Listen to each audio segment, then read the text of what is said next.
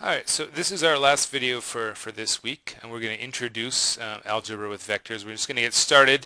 We will continue with algebra of vectors next week, and we'll move on to the dot product and then the cross product, and then we'll be talking about lines and planes. But we'll begin with algebra of vectors. So this, again, if you're following along in the textbook, we're still in section 3.2 here in the text, and we will be for the next couple of videos. Alright, so I mentioned at the close of the last videos we introduced the idea of a vector, and I mentioned that one of the advantages with vectors as compared to points is that you can add vectors, right? We also mentioned that when you're thinking of vectors geometrically, there are two quantities that you care about. The magnitude of a vector, which is basically the length of a vector, and then also the direction in which that vector is pointing. So we'll start by defining the magnitude and introducing some notation, and then we're going to move on and we're going to talk about some algebra. We'll come back to magnitude later on. So first, some notation. We've kind of been using this a little bit already. This angle bracket notation right here, right? So when we take a vector and we write it out in terms of these numbers, right? And we said, okay, if you're dealing with a vector, you know, if your vector v is equal to, say, you know, some vector pq, then each, you know, if p has coordinates maybe x1 through xn and q has coordinates y1 through yn, then these numbers that you put into the vector are the differences between these coordinates, right? So you get these sorts of expressions here. Right? Xi minus yi, or maybe yi minus xi, depending on how you're drawing things. So these numbers are called the components of a vector. For whatever reason, we choose to call them components rather than coordinates. And we've kind of already gotten this idea that these numbers tell us everything that we need to know about the vector, right? Remember that if you take the coordinates of the tail and you add the components of your vector, you get the coordinates for the tip. This is why you use this tip minus tail rule to construct the components of your vector. Now, if you kind of think about that, and if you think about the distance formula, right? If you draw a vector in space between 2 points, so I've got a point P and I've got a point Q sitting there somewhere in space, and I draw this vector between them. Well, then one thing you notice is that the length of v, if v is this vector, that's just the distance from P to Q, right? And we know how to calculate distance. The distance formula, this is given by, you know, you take the difference in the first coordinates, you know, so maybe we're doing x1 minus y1 squared and so on down to xn minus yn squared, right? The distance formula says you do the sum of squares and then you take the square roots. That's how you get the distance, right? So if this is my v1, v2, and so on down to vn, right? This kind of gives us an idea of how to calculate the length of a vector. So the way you calculate the length of a vector is you simply square each of the components, you add those up, and you take the square root. Okay. Actually, maybe before we jump onto addition, let's just do one quick example. Squeeze it in here. So if v is equal to, let's say, 1, 2, 3 in 3 dimensions, then the magnitude of v is going to be the square root of 1 squared plus 2 squared plus 3 squared. That comes out to give you the square root of 14 in this case. Alright, now how do you add vectors? Well, you add vectors by adding their components. It's very similar to adding complex numbers. Remember that with complex numbers you add the real parts and the imaginary parts. So you add the corresponding real and imaginary parts. And the thing is that, you know, there's a lot of overlap here, right? If I draw my coordinate axes, right, and if I draw a point in my plane, there are a number of ways that we can describe a point in the plane, right? We can think of this as a ordered pair, xy, as a point in the plane. And again, we don't really know how to add points, but we could also think of this as you know, a complex number, x plus iy. We do know how to add complex numbers. We could also think of it as a vector. We could think of it as the vector xy, right? And so if you think of a vector xy, if you think of that as kind of, you know, corresponding to a complex number x plus iy, then you add vectors in exactly the same way you add complex numbers. You just add the corresponding parts, right? So you add the x components, you add the y components, you put those together, and then that gives you the new vector. So if I took, say, v equal to 1, 2, I take w equal to, I don't know, minus 3 and 6, then v plus w should be 1 minus 3, right?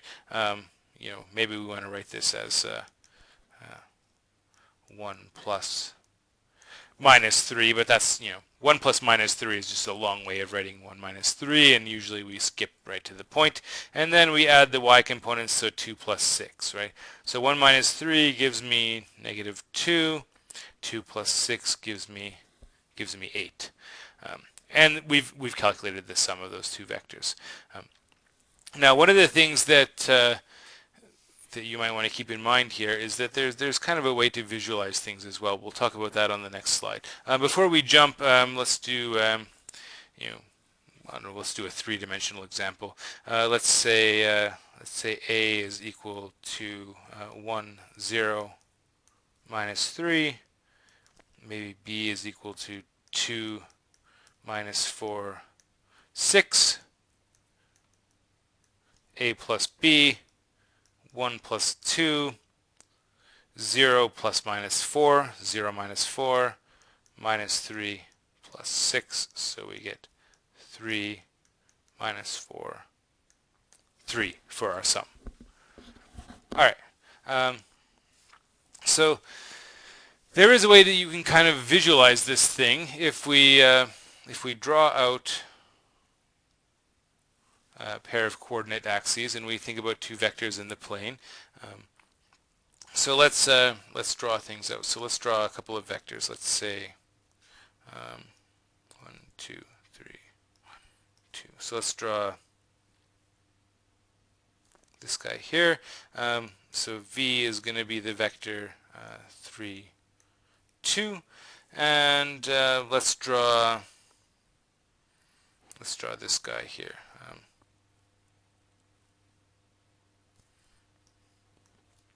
W is going to be the vector, don't have quite enough room for it there.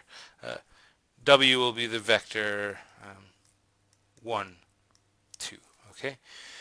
So our rule for adding these guys says that v plus w should be 3 plus 1, 2 plus 2, should give me the vector 4, 4. So we mark off, okay, 4 units that way, 4 units that way, 1, 2, 3, 4, and we kind of, you know, go out, and then we can draw the sum. So we draw the sum like so. V plus W. And so one of the things you can kind of do here is you can realize that you can sort of, you know, take this picture and there's a parallelogram you can draw in. You can draw this guy here. Now notice that this is just another copy of V, right? It's got this, this is a parallelogram. So the direction, the magnitude are the same. And remember that location doesn't matter. So both of those are copies of V, and then of course we could also do the same thing with W. We could draw a copy of W there. We could put W in either spot. So this rule for adding vectors is sometimes called the parallelogram rule or the tip-to-tail rule. The idea is tip-to-tail meaning that you would take, say, the tail of W right here and you attach it to the tip of V, and then you kind of follow along V and then along W, and where you end up with, that should be the sum. One of the things that you might notice from doing this, and of course we'll see that this is a general rule, is that v plus w, it's the same thing as doing w plus v. And you can kind of see that geometrically here in this sense that you could follow either the bottom of the parallelogram or you could take the top of the parallelogram. Along the bottom you're doing v plus w, along the top you're doing w plus v. And if you think of it in terms of giving directions, right? A vector is telling you how to get from one point to another. Is basically saying, so first you follow the vector v, you get to the end of v, and then you do w. So v plus w is what you do if you kind of follow one set of directions and then the other. And it turns out that you can do that in either order, and you'll get the same result. Okay, so frequently this picture is quite useful for adding vectors. The other operation that you can perform on vectors is scalar multiplication. So if you have a real number, so real numbers are sometimes in the context of vector algebra, they're referred to as scalars. So C here is a real number. You can multiply a vector by a real number. And the rule for multiplying a vector by a real number is you just multiply each entry in the vector by that number. So for example, if v is equal to, let's say, 3, 1, minus 2, and let's say c is equal to, I don't know, minus 4, then c times v would be minus 4 times the vector 3, 1, minus 2, and we simply multiply each thing by minus 4. So minus 4 times 3, minus 4 times 1, minus 4 times minus 2, so we get minus 12 minus 4 plus 8 for our scalar multiple. So scalar multiplication, pretty straightforward. You're just multiplying each thing by the same number. Where does this name scalar multiplication come from? The scalar. The idea is that multiplying by a scalar is somehow rescaling. So what happens when you multiply by a scalar, if you're thinking in terms of geometric vectors, in terms of direction vectors, is you're changing the magnitude of the vector without changing the direction. Well, you could change the direction. If you multiply by a negative scalar, like we've done here, we'll see that you actually end up reversing the direction. So to give you an idea of how this works, here's a two-dimensional example. So let's say that c is a scalar, v is my vector ab, right? So the picture we're working with here is sort of, this one. Here's my vector ab. Well, so let's calculate the magnitude of c times v. So that's the magnitude of c times ab. Okay. So that's the magnitude of the vector CA, CB. So remember how you calculate the magnitude of a vector. You square each of the components, you add those up, and then you take the square root. So this is the square root of CA squared plus CB squared. And okay, let's multiply things out. Laws of exponents says the square of c times a, that's c squared, a squared. This is c squared, b squared. All right. Common factor of c. Pull that guy out. C squared, a squared plus b squared. Okay. Now, all of these are positive quantities, and so we can take the square root of each one separately. So this is square root of c squared times the square root of a squared plus b squared. And now if you recall back to the first screencast, the one on Cartesian coordinates, the square root of the square of a number is simply the absolute value of that number. And of course the square root of a squared plus b squared, that's just the magnitude of v. And so you can see that by multiplying by a scalar, you multiply the length by that same scalar. And as is noted down here, if it's a positive scalar, then the absolute value of c is just c, and so multiplying, v by the scalar c is the same, telling you that the length gets multiplied by that same thing. So c times ab would look something like, maybe c is equal to 2. You get something same direction, but different length. something like that.